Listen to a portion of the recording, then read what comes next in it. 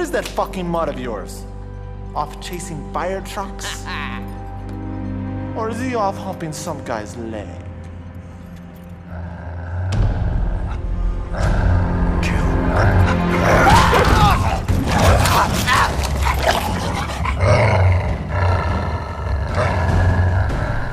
Every first-person shooter needs its hook, and the Dead to Rights series has been no different.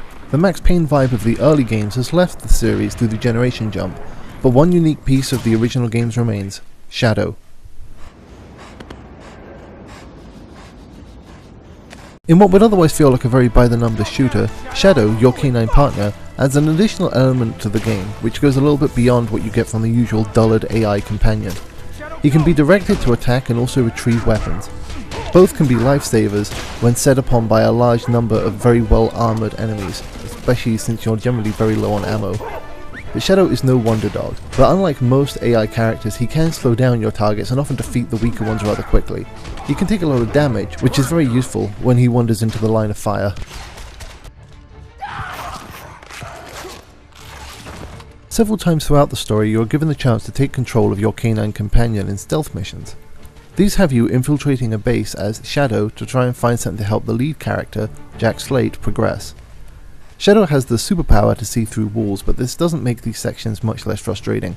The AI's behaviour is just so erratic and unpredictable that it becomes pretty hard to build up any kind of reasonable strategy, and you'll often have to resort to some kind of trial and error to find out what works.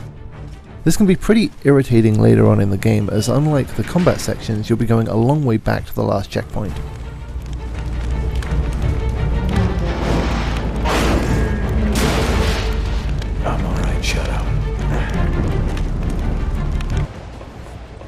As I said earlier, the main combat is rather typical. It's a third-person shooter with cover mechanics, regenerating health, and a lead character so bulked up that his arms grow out of his torso like tree trunks.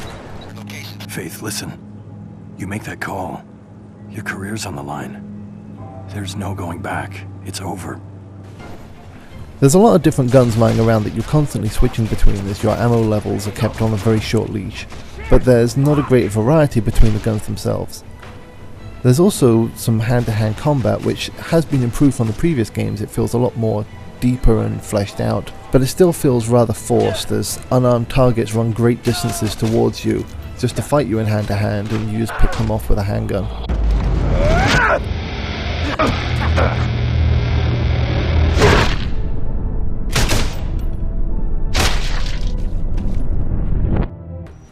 There is a lot about Dead to Rights that's over the top and cliché, such as the B-movie plot and its direction, as well as the equally over the top bosses.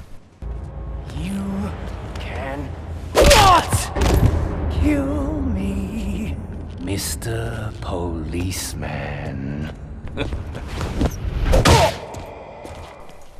Fortunately, the voice acting isn't that bad.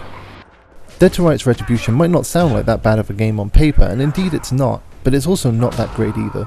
The largest part about the game is the combat, and that really doesn't feel that gratifying, and just isn't so much fun as it could be. With so many great action games already out there, Dead to Rights Retribution becomes just a little bit too hard to recommend. Give it up, for fuck's sake!